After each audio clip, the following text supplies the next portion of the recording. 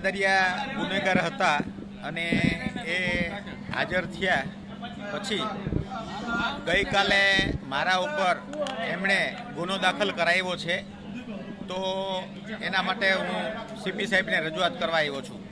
શું રજૂઆત છે? મારી રજૂઆત એવી છે કે સાહેબ, આ ગુનેગાર છે એ 9 દિવસ ફરાર હોય અને આવીને સીધા પોલીસ સ્ટેશને જામીન આપી દીધા અને મારી ઉપર ગુનો દાખલ કર્યો છે. અને હજી મને એવી દહેશત છે કે આ માણસ ગુના કરવામાં પંકાયેલ છે, જૂનો રીઢો ગુનેગાર માણસ છે અને હજી મારી ઉપર હુમલો કરાવે એવી મને દહેશત છે. ગુના તો નોંધાયા છે, પણ એનકેન પ્રકારે એ લોકોએ સંબંધો વગનો ઉપયોગ કરી અને એને રફે દફે કરી નાખેલા છે. જયંતિભાઈ, હાલ તમે ગુનેગાર છો, ગુનો નોંધાઈ ગયો છે, આરોપી સામેથી પોલીસ પાસે આવે છે.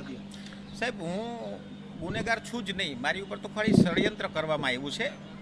મને તો ત્યાં મારી ઉપર હુમલો કર્યો અને હવે મારી ઉપર ફરિયાદ કરી છે, બોગસ ફરિયાદ છે. હું ગુનેગાર છું જ નહીં, મારે કંઈ બીવાની જરૂર નથી. FIR થઈ ચૂકી છે, હાલમાં તો તમે અત્યારે આરોપી છો. પોલીસ કમિશનર સાહેબને કહેશો કે મને બેસાડી દો અહીંયા? કાંઈ વાંધો નહીં, જો હું ગુનેગાર આવીશ તો મને બેસાડી દે, મને કાંઈ વાંધો નથી. તમે ધરપકડ ઓળખો? હા, ધરપકડ કરવાની હોય તો ઓરી લઈશ.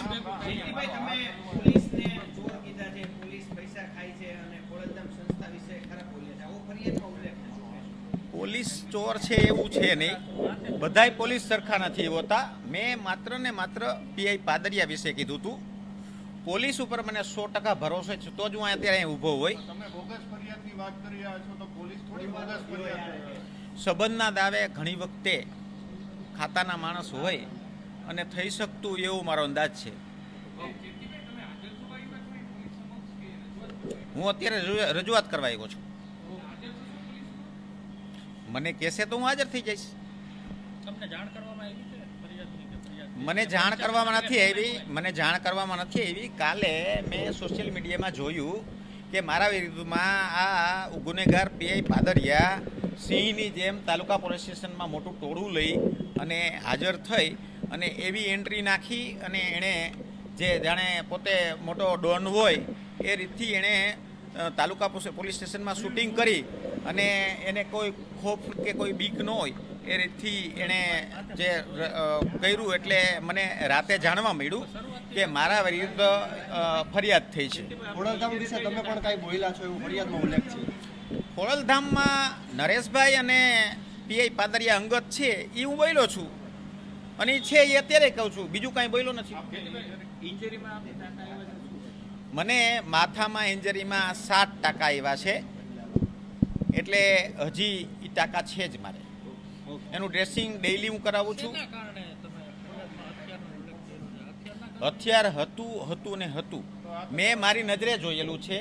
સીસી કેમેરા ખૂબ દૂર હતા, એના કારણે ક્લિયર દેખાતું નથી, પણ હથિયાર એને મને માર્યું ત્યાર પછી પણ એને પેન્ટના સાઈડમાં ભરાયું, એ પણ મારું ધ્યાન હતું. તમે પોલીસની કામગીરી ઉપર સવાલ ઉભા થઈ રહ્યા છે, કારણ કે તમે કહો છો હથિયાર નથી, પોલીસે તપાસ કરી, પોલીસને ક્યાંય પણ પ્રકારે હથિયાર કે એવું કંઈ મળી નથી.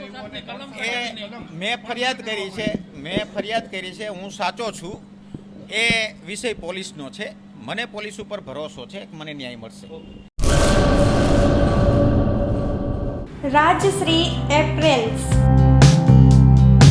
જેન્ટ્સવેરના બ્રાન્ડેડ વસ્ત્રો માટેનો ભવ્ય showroom. Formal, casual, fancy shirt, ટી-શર્ટમાં વિશાળ રેન્જ, જીન્સ, ટ્રાઉઝર્સ અને ફોર્મલ પેન્ટની લેટેસ્ટ વેરાયટીઓ. બ્રાન્ડેડ કંપનીના સ્પોર્ટ્સવેર. ડાયમંડ પ્લાઝા, વ્હાઇટ બિલ્ડિંગની સામે, સુહાગ રિંગ રોડ, ભુજ, કચ્છ. 9909951092.